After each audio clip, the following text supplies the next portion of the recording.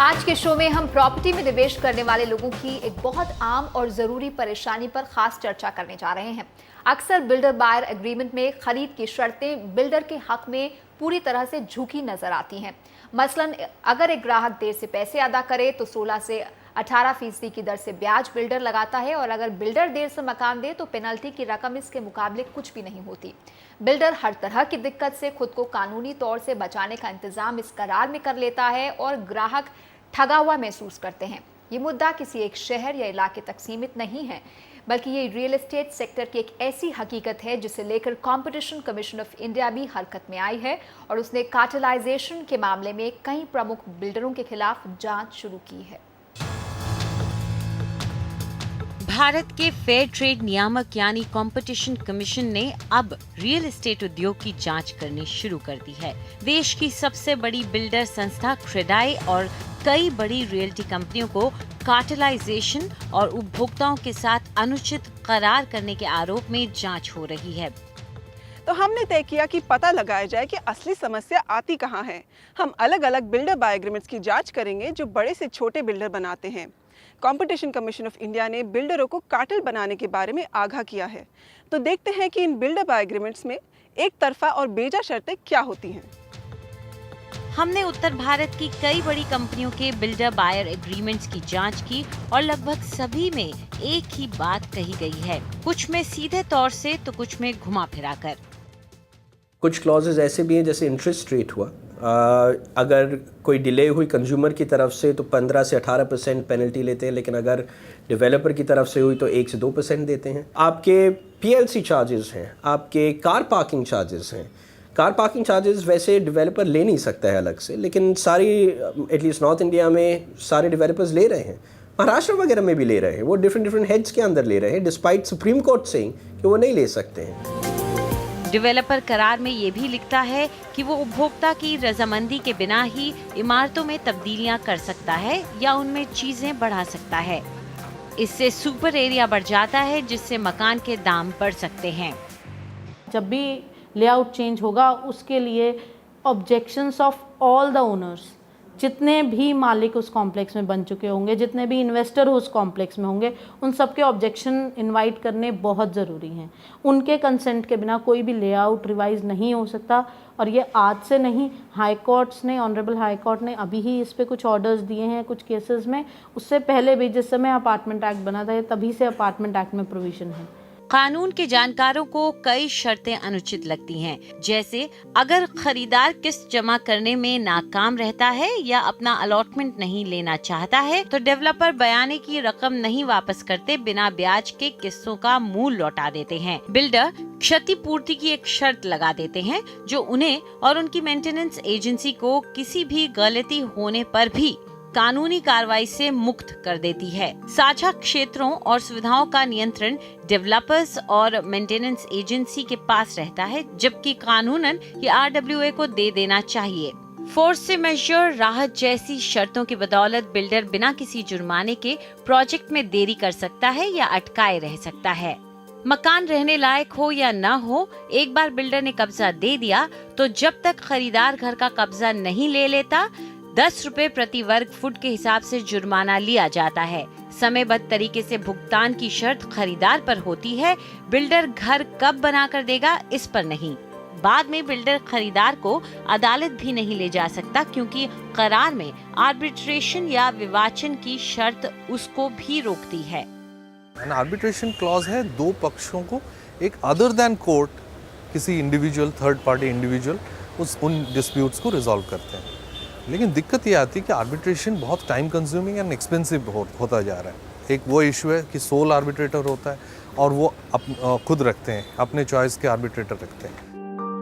कानूनी जानकारों का दावा है कि ये एक तरफा करार इंडियन कॉन्ट्रैक्ट्स एक्ट 1872 का भी खुला उल्लंघन है। सीसीआई ने सबसे बड़े 20 डेवलपर्स को अपनी जांच के दायरे में लिया है। इससे पता चलता है कि जहां महंगे मकान खरीदने वालों के अधिकारों की रक्षा के लिए कुछ कदम उठे हैं, वहीं रियल एस्टेट नियामक न होने की वजह से सस्ते मकान के खरीदारों के पास इंतजार करने के अलावा कोई और चारा नहीं है। कैमरा पर्सन एजे जोसेफ के साथ वसुधा शर्मा की रिपोर्ट एनडीटीवी के लिए। तो आज के शो की शुरुआत करते हैं इस हफ्ते की रियल एस्टेट जगत की बड़ी खबर के साथ। सुप्रीम कोर्ट ने कंपटीशन कमीशन ऑफ इंडिया यानी सीसीआई की डीएलएफ पर लगाए गए 630 करोड़ रुपए के जुर्माने को बरकरार रखते हुए डीएलएफ की उसके खिलाफ की गई अपील को ठुकरा दिया है।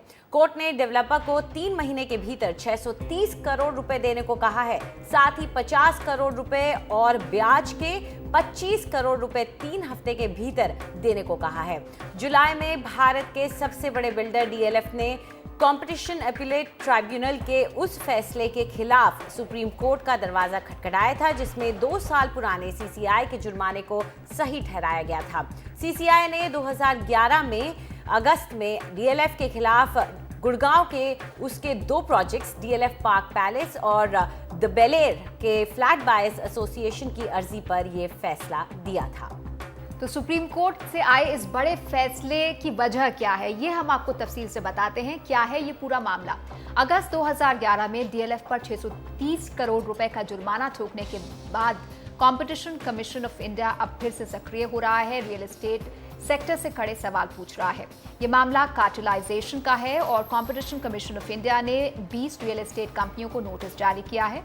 तो क्या नियामक की गैर मौजूदगी में सीसीआई ही खरीदारों के हितों का रक्षक बन गया है?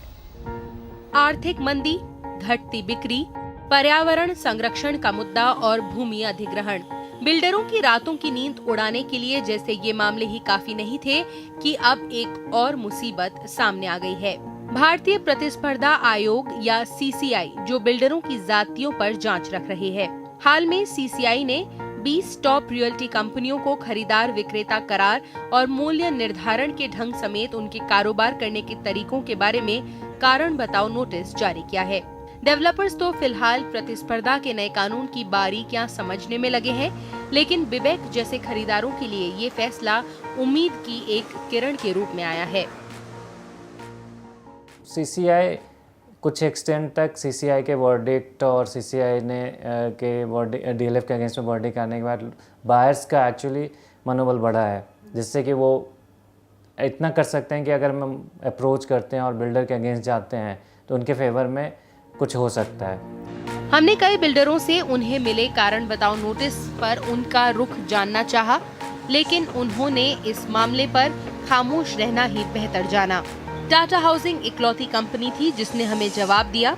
उसने कहा, हम समय से पहले ही सीसीआई को अपना जवाब दे चुके हैं। सीसीआई ने 20 टॉप रियल एस्टेट डेवलपर्स को अपने कारोबार करने के तरीकों की जानकारी 21 जुलाई तक देने को कहा था। ये मियाद अगस्त के दूसरे हफ्ते तक बढ़ा दी गई थी।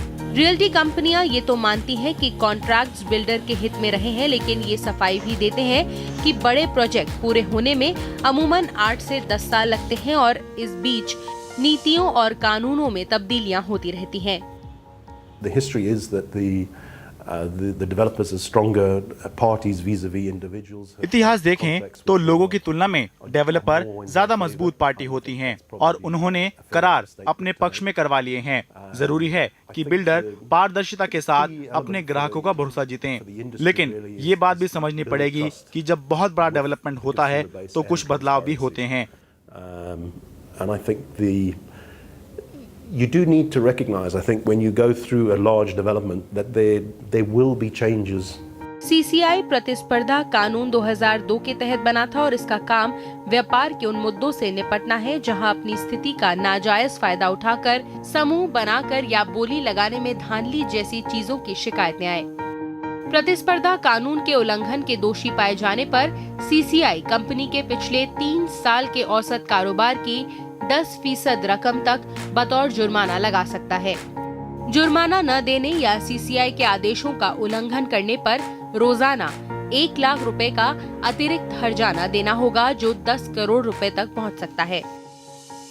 डेवलपर्स को नोटिस भेजा गया है, उस केस में अगर सीसीआई कामयाब हो जाती है तो फिर लाखों लोगों को फ़ायदा मिलेगा, क्योंकि हो सकता है उसके बाद जो टर्म्स ऑफ अग्रीमेंट होते हैं वो एक तरफा नहीं होके थोड़ा वो खरीदने वालों के पक्ष में भी हो जाए। प्रतिस्पर्धा कानून ऐसे बनाया गया है ताकि सभी पक्षों को न्याय मिले। सीसीआई के आदेशों और जो वो जुर्माना लगाते हैं उसे कॉम्पिटिशन एपेलेट अथॉरिटी या कॉम्पैट में चुनौती दी जा सकती है। कॉम्पैट के आदेश को सुप्रीम कोर्ट ले जाया जा सकता है। सीसीआई 2011 में रियल्टी सेक्टर के लिए एक रखवाला बनकर उभरा जब उसने डीएलएफ पर कथित रूप से अपनी स्थिति का फायदा उठाते हुए करार में गलती और पक्षपाती शर्तें रखने के लिए 630 करोड़ रुपए का जुर्माना लगाया। सुप्रीम कोर्ट ने 3 महीने में ये रकम लौटाने को कहा है। समय आ गया है कि डेवलपर्स कंपटीशन नियमों का पालन करें और अब तक अपना कारोबार जिस तरह से चलाते आए हैं उसे बदले। घर खरीदने वालों के लिए अच्छी खबर ये है कि जब तक रियल एस्टेट रेगुलेटरी नियम बनता नहीं है तब तक कंपटीशन कमीशन ऑफ इंडिया उनके लिए सहारा बन के उभरा है। नई दिल्ली से ओइनी तमोजा, एनडीटीवी। तो आज एक बेहद अहम मुद्दा, इस पर चर्चा करने के लिए हमारे साथ हैं आलोक कुमार जो कि प्रेसिडेंट है federation of apartment owners association के, और विनीत रेलिया जो कि सीईओ हैं सारे होम्स के। हमसे बात करने के लिए शुक्रिया आपका। विनीत, आपसे शुरुआत करना चाहेंगे। तो कंपटीशन कमीशन ऑफ इंडिया तो ये कहता है, आप मानते हैं कि क्या बिल्डर बायर एग्रीमेंट जो बनते हैं या जिस तरह की शर्तें हैं या जिस तरह से आजकल प्रैक्टिसेस हैं वो कहीं ना कहीं बिल्डर के ही हक में है ज़्यादा? देखिए, हमारा मानना ये है कि ये जो पूरा मुद्दा है ये एक एग्रीमेंट पे सीमित नहीं है। ये एक बहुत ट्रस्ट का फैक्टर जो between customer and real estate developer है वो बहुत कम हो गया है इंडिया में, या ना के बराबर एग्जिस्ट करता है। हर एक कस्टमर डाउट करता है डेवलपर को। डेवलपर्स की भी कुछ पॉइंट्स हैं जो काफ़ी वैलिड हैं, वो कस्टमर्स को डाउट करते हैं कि कस्टमर्स ने ले लिया है, क्या प्रीमियम होगा तो ये पेमेंट देंगे नहीं देंगे। सो आई थिंक ये मुद्दा है कि जो एक ट्रस्ट डेवलप करना और एक कॉमन प्लेटफॉर्म पे लाना बहुत ज़रूरी है, जहाँ पे एक डेवलपर और कस्टमर के बीच में एक कॉमन प्लेटफॉर्म हो। और साथ में इन सारी बातों में एक बहुत बड़ा रोल है जो वो स्टेट गवर्नमेंट्स का है। अगर गवर्नमेंट्स बाई लॉज चेंज करेंगी और अप्रूवल्स में कई साल लगाएंगे तो कॉस्ट भी ऊपर जाएगी, और लार्ज प्रोजेक्ट्स में डिज़ाइंस चेंज होंगे, नए नए नॉर्म्स आएंगे। पोजेशन के टाइम में आप 4 साल के बाद डेवलपर को पता चलता है कि उसको कुछ नए नियम फॉलो करने हैं, तो उसमें कॉस्ट एस्केलेशन भी होगा डेवलपर के एंड में, और साथ में डिले भी होगा, डिज़ाइन में भी चेंज हो सकता है। सो हमारा मानना ये है एज अ कंपनी, कंपनी को ट्रांसपेरेंट होना बहुत ज़रूरी है, इसलिए कुछ एग्रीमेंट्स में काफ़ी ज़्यादा डिस्क्लेमर्स और प्रोटेक्शन लिया जाता है।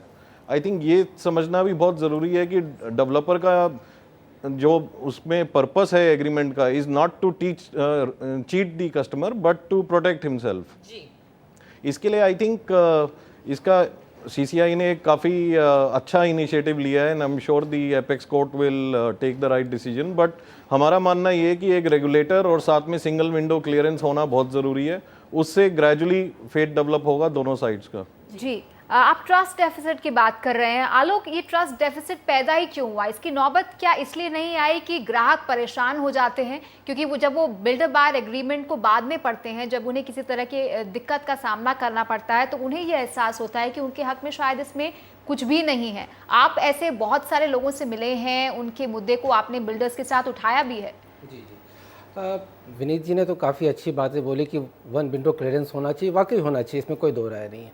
लेकिन अगर आप बिल्डर बायर एग्रीमेंट उल्टाइए, देखिए अगर गौर से, तो आपको लगेगा सारे बिल्डर करीब 90% एक ही जैसा बनाते हैं, उनमें आपस में काफ़ी समानता दिखती है। और आप ध्यान से देखिए तो आपको लगेगा कि उसमें दिखाने से ज़्यादा छुपाने की कोशिश की जा रही है।